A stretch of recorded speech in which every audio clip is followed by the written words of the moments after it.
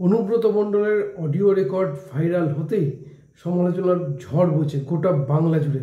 এবং বলা চলে যেভাবে অনুব্রতকে গ্রেপ্তার করতে পারেনি পুলিশ বা গ্রেপ্তার করেনি তাই নিয়ে কিন্তু লোকে ব্যাপক সমালোচনা করছেন পুলিশের ভূমিকা নিয়ে। এবং ঠিক সেইখানেই যখন অনুব্রতকে নিয়ে একতরফা চর্চা বিতর্ক চলছে, ঠিক সেইখানেই ভরতপুরের তৃণমূল কংগ্রেস বিধায়ক হুমায়ুন কবির ঠিক একইরকমভাবে আক্রমণ করে বসলেন পুলিশকে। এবং জানিয়ে কিন্তু ব্যাপক সমালোচনা শুরু হয়। শেষ পর্যন্ত হুমায়ুন কবির ক্ষমা চেয়ে। কিন্তু প্রশ্ন হচ্ছে, এই অনুব্রত মণ্ডল এবং এই হুমায়ুন কবির দুজনেই অত্যন্ত অভিজ্ঞ রাজনীতিবিদ, এবং এতটা অভিজ্ঞ রাজনীতিবিদ হওয়ার পরেও এরকম সমালোচনা বা এরকম মন্তব্য করতে গেলেন কেন? কোথাও কি নিজেদের এলাকাতেই কোথাও কি আত্মবিশ্বাস হারিয়ে ফেলছেন, বা নিজেদের হারানো জমি নিজে হাতে কোথাও কি ফসে গেছে? কেন বলছি কথা, সব কিছু আলোচনা করবো আজকের এই ভিডিওতে। নমস্কার, আমি সত্যজিৎ। বীরভূমের দৌর্দণ্ড প্রতাপ নেতা অনুব্রত মণ্ডল, এবং বলা যাবে তার দাপটে বাঘে গরুতে এক ঘাটে জল খেত। এবং এই অনুব্রত মণ্ডল 2013 পঞ্চায়েত নির্বাচনের সময় যেভাবে বলা যেতে পারে যে মন্তব্য করেন যে পুলিশের গাড়িতে বোম মারার, এবং তারপরে অনুব্রত একের পর এক বিতর্কিত মন্তব্য করেছেন। বীরভূম জেলার ডিএসপিকে দাঁড় করিয়ে বলেছেন অ্যারেস্ট করতে, নইলে তিনি বাড়িঘর ভেঙে দেবেন।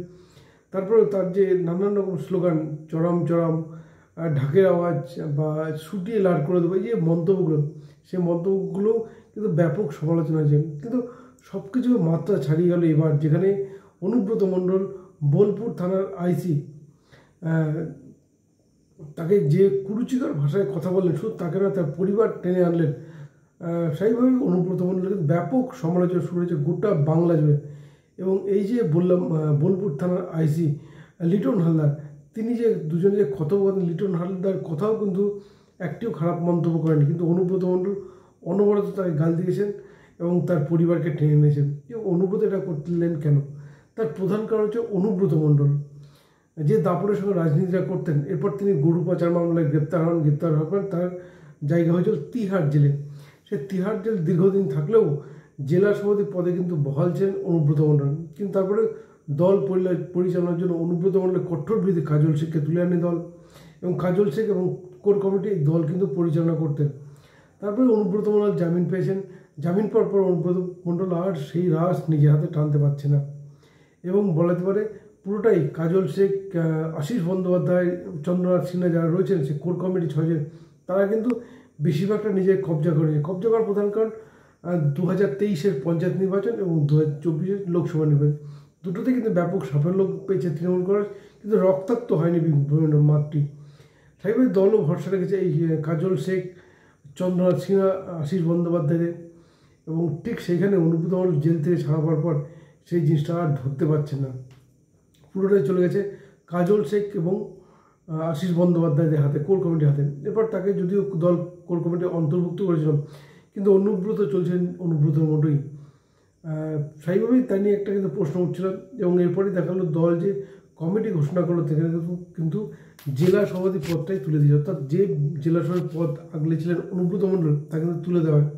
এবং দল ঘোষণা করে যে দল পরিচালনা করবে কোর কমিটি, এবং কোর কমিটির সঙ্গে রয়েছেন জেলার চেয়ারম্যান আশিস ব্যানার্জি, তিনি যাবতীয় মিটিংয়ে সিদ্ধান্ত নেন।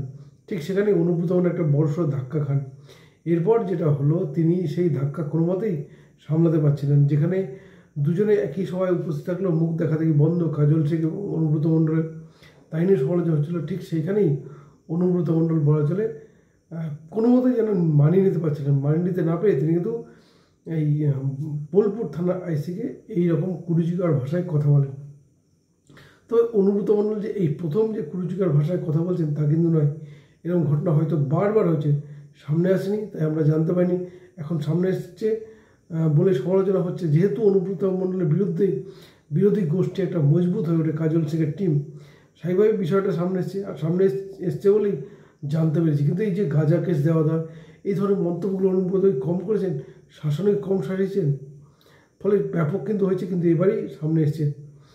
হুমায়ুন কবিরের কথা যদি বলা হয়, এই হুমায়ুন কবির 2011 সালে রেজিনগর আসন থেকে জিতে বিধায়ক হন। তারপর তিনি হুমায়ুন কবির প্রথম যিনি কংগ্রেস ছেড়ে তৃণমূলে যোগ দেন, বিশেষ করে 11 বিধানসভা নির্বাচনের পর মুর্শিদাবাদ থেকে যোগ দেওয়ার পর মন্ত্রী পদ পান। কিন্তু মন্ত্রী তো হতে গেলে তাকে 6 মাসের মধ্যে বিধানসভা উপনির্বাচনে জিতে আসতে হবে, কিন্তু সেই বিধানসভা উপনির্বাচনে হুমায়ুন কবির নেমে যান 3 নম্বরে, যেতে কংগ্রেস প্রার্থী। যদিও সেই কংগ্রেসের বিধায়ক পরবর্তীতে তৃণমূল কংগ্রেসে যোগ দিয়েছেন, কিন্তু তার একটা শর্ত ছিল যে হুমায়ুন কবিরকে রেজিনগরে রাজনীতি করতে দেওয়া যাবে না।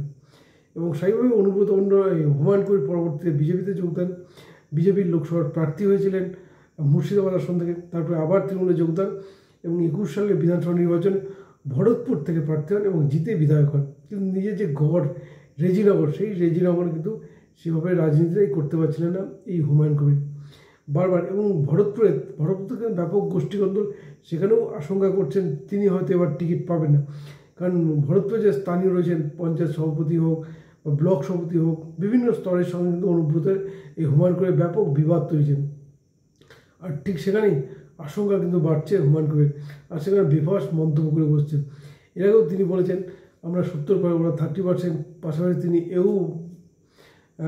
ধুলিয়ানি হিংসার ঘটনা যে পুলিশের ভূমিকার প্রশ্ন ছিল, এই যে বিফাস মন্তব্য কিন্তু বারবার করার একটাই কারণ, তার কারণ এই মুহূর্তে নিশ্চিন্ত হতে পারছে না হুমায়ুন কবির, আর ঠিক সেখানে এইরকম মন্তব্য কিন্তু করে চলেছেন। সুতরাং বুঝতে পারছেন দুজন নেতাই, অনুব্রত মণ্ডল এবং হুমায়ুন কবির, দুজন যথেষ্ট চাপে আছেন, আর সেই চাপ থেকেই বেরিয়েছে বিস্ফোরক মন্তব্য, যারা কিন্তু সবচেয়ে বেশি বা যারা তাদের নিরাপত্তা দেন সেই পুলিশকে নিয়ে কুরুচিকর ভাষায় কথা বলেছেন অনুব্রত মণ্ডল। হুমায়ুন কবির করেছেন সমালোচনা। কী বলবেন আপনারা? এই দুই নেতার হঠাৎ করে এরকম বিস্ফোরক হয়ে উঠলেন কেন? আপনাদের কোনো মতামত থাকলে জানাবেন কমেন্ট করে।